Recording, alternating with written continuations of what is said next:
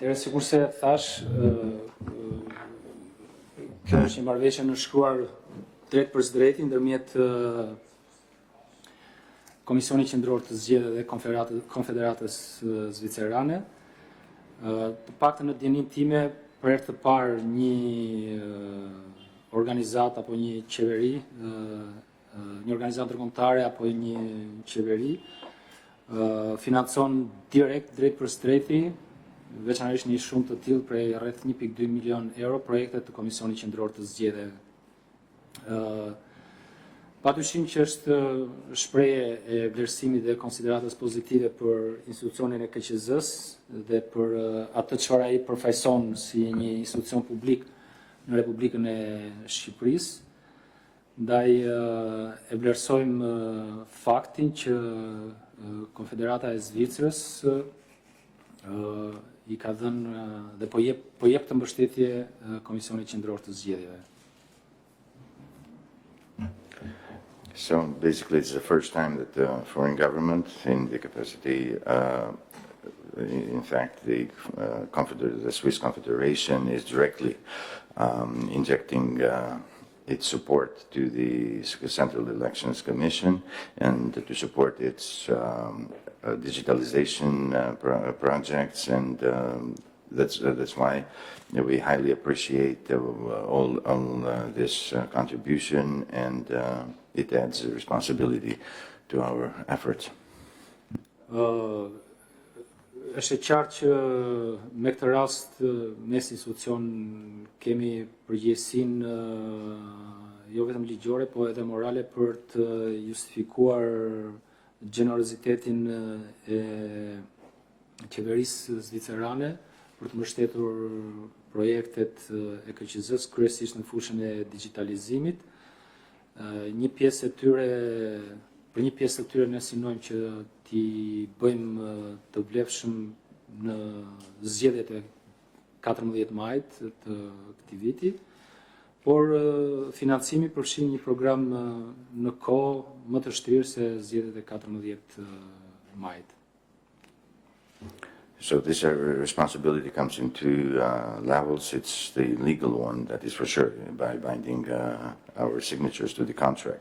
On the other side is the moral responsibility, because we have to live up to our projects and plans and deliver, and not only long-term, but because these digitalization efforts are even spread in time, in long time and short time goals, and those short time goals are a reference to the local elections of May 14, even though the cooperation lasts for 3 years.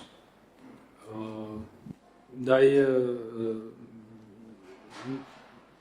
është realisht momenti për jo vetëm për arsyet formalitetit të rastit, por do duhet që ta falenderojmë sinqerisht qeverinë e Zvicrës për këtë kontribut, pasi në vetvete vlera e financimit është mjaft signifikative dhe ndihmon goxha Komisionin Qendror të Zgjedhjeve për të përmbushur ato obligimet e tij në kuadër të rritjes së kapaciteteve dhe forcimit të tij si institucion.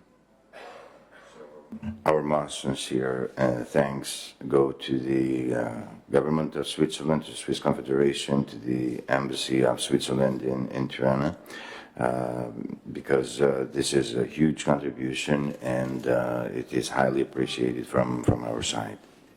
Dhe në mënyrë të veçantë do doja të falenderoja ambasadoren e Konfederatës së Zvicrës në Tiranë, zonjën Ruth Huber, dhe stafin e saj, të cilët kanë bërë gjithçka që ka qenë në dorën e tyre për ta bërë të mundur në shkrimin e kësaj marrëveshje në një kohë relativisht shumë të shkurtër. So I'd like to sincerely thank Ambassador Ruth Huber and her staff for making real their promises, and for the hard work they've put into this project, and that finalized today, which is a starting point of our cooperation. So thank you, Ambassador. The floor is for you. Dear Mr. Țelibashi, dear participants, first of all, thank you very much for your words. Today we start a new cooperation that aims at improving the efficiency and accountability of the Central Election Commission. Faleminderit zotit Țelibashi, faleminderit pjesëmarrës. Sot është hapim fletën e parë të një kapitulli bashkëpunimi që synon rritjen e aftësisë dhe përgjegjësisë së Komisionit Qendror të Zgjedhjeve. Through the Swiss Cooperation Programme, we want to contribute to the effective functioning of institutions and to strengthen Albania's democracy. Përgjatë programit të bashkëpunimit Zviceriane, ne duam të kontribuojmë në mënyrë efektive në rritjen e kapaciteteve institucionale dhe të forcojmë demokracinë në Shqipërisë. We have already an ongoing support for the Parliament to strengthen its three core functions: the representation, the lawmaking and the oversight. Deri tani kemi qenë të angazhuar me një mbështetje të vazhdueshme për Kuvendin e Shqipërisë për të forcuar tre kolonat ose tre funksionet kryesore të këtë kuvendit: përfaqësimin, ligjbërjen dhe mbikëqyrjen. A better representation in local and national authorities depends on transparent electoral processes, and these depend on the work of the Central Elections Commission. The more independent, efficient and transparent the Commission is, the better is the people's representation in Parliament. Kur flasim për përfaqësim në nivelin qendror, në nivelin vendor, gjithçka është në varësi edhe të proceseve zgjedhore. Edhe kjo ka varet edhe nga puna dhe përgjegjësia e Komisionit Qendror të Zgjedhjeve.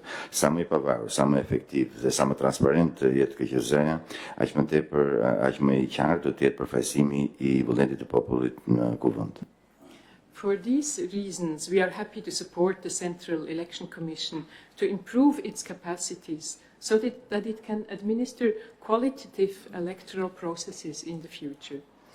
An even more effective, transparent and accountable Commission will in turn also increase the citizens' trust in the electoral processes and institutions. When people trust the system, they will use it responsibly. Dhe kjo është arsye pse ne mbështesim Komisionin Qendror të Zgjedhjeve që të përmirësojë dhe të zgjerojë kapacitetet e veta me qëllim që të administrojë zgjedhje dhe procese zgjedhore sa më cilësore në të ardhmen.